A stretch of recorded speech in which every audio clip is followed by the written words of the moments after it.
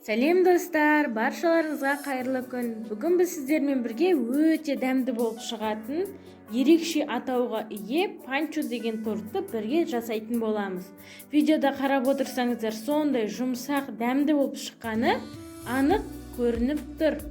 Енді міне бүгін біз соны бірге дайындайтын боламыз. Өте жеңіл рецепт, ешқандай ауыр болмайды. Сондай керемет болып шығатын торттың бірі. Ал енді біз тортты жасауды бастайық.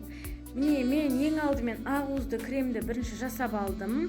Ол менің каналымда бар. Егер де ақуызды креммен жасап көрсеңіздер, өте керемет болып шығады. Оның орнына сливки мен сүзбелі кремді және де басқа кремді қолдансаңыздар болады. Қаймақты крем секілді. Менде жаңағы ақуызды кремнен қалған 3 сарыуызын және де оған тағы да 3 жұмыртқа қостым. Менде кішкентай жұмыртқа көлемі кішкентай болғандықтан жұмыртқаны 6 қосуға тура келді. Міне енді қантпен араластырып аламыз. Мына жерде 200 грамм қант және де 6 жұмыртқа. Сіздер 5 қоссаңыздар да немесе 4 қоссаңыздар да болады. Оны әппақ болып көпіргенше видеодағыдай араластырып аламыз. Миксер болмаса, онда винтикпен де араластырсаңыздар болады. Содан соң 80 грамм сұйық май, кәдімгі сұйық май. Соны қосып, одан кейін айранды қосып, айраннан кейін менің рецептім бойынша білетін шығарсыздар. Видеода қарап жүрсеңіздер, мен айранды қосып болған соң міндетті түрде бірінші ас содасын саламын. Себебі айран мен ас содасы бір-бірімен әрекеттесіп, формасын жақсы ұстауына көмектеседі. Мен сол себептен де мен соданы көптеп қолданамын. Және сіздерге де кеңес беремін содамен жасап көруге.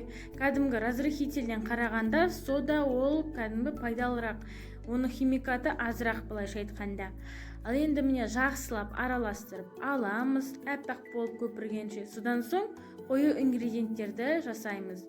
Мына жерде 200 грамм ұн, 20 грамм какао және де 5-10 граммдай разрыхитель. Разрыхитель қоспасаңыздар да, қоссаңыздар да болады.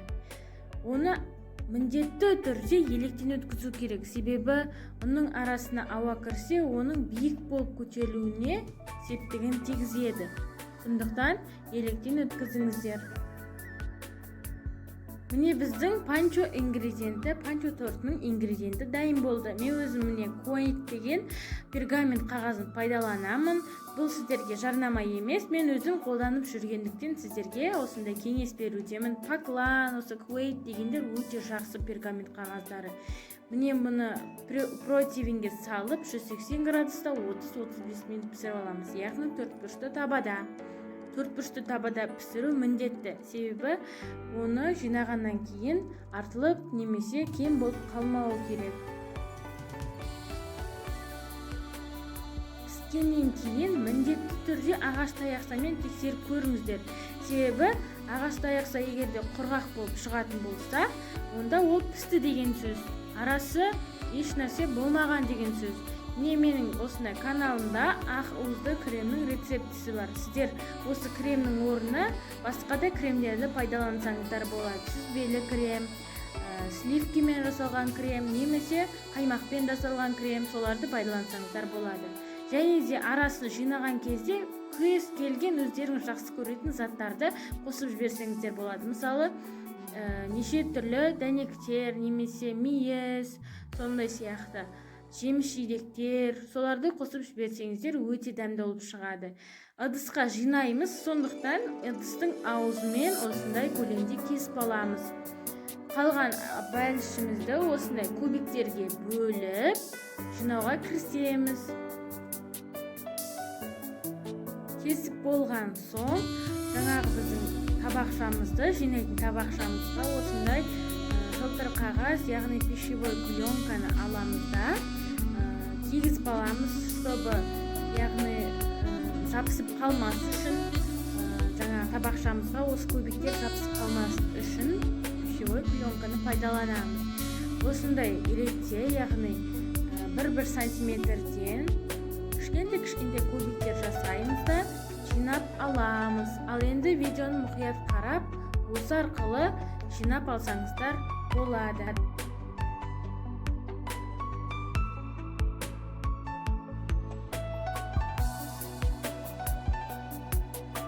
тұрған нәзік торт. Және де достар, сіздерге бір ақпаратым, осы біздің инста парақшамызға да тіркеліп қойыңыздар.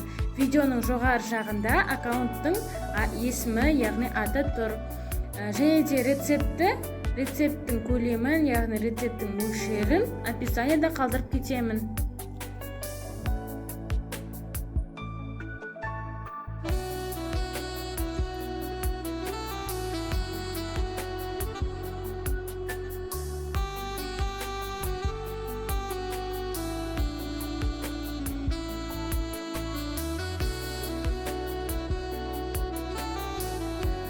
Достар, жаңа айтып өткенімдей жылтыр қағазбен тұздықтың, яғни табақшаның ішін барынша кигізіп аламыз. Одан кейін барып кремді жағып қоямыз.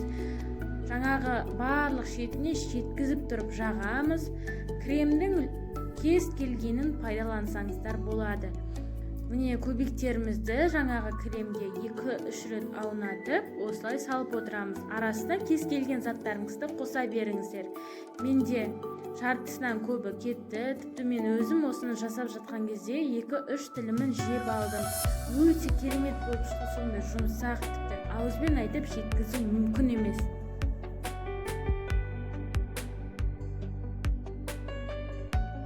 Жаңа айтып өткенімдей, арасына кез келген заттарды қоссаңыздар болады. Міне менде кәдімгі сгущенка.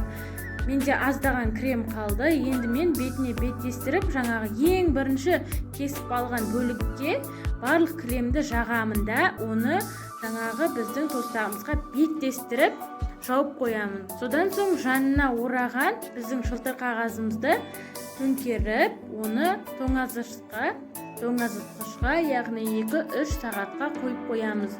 Оның кремі жақсылап сіңсе, ол осындай формасын жақсы ұстап тұрады.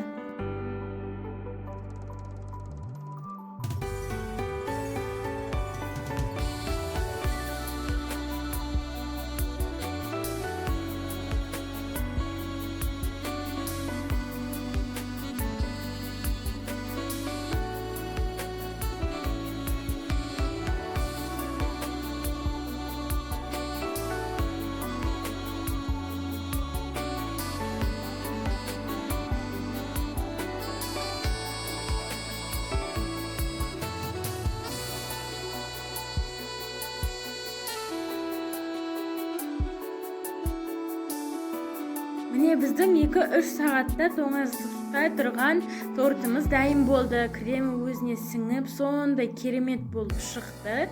Міне бетіне әртүрлі заттармен әсемдесеңіздер болады. Мен бірақ осы тортты еш нәрсемен әсемдемедім. Себебі осылай жегенді өзім жақсы көремін.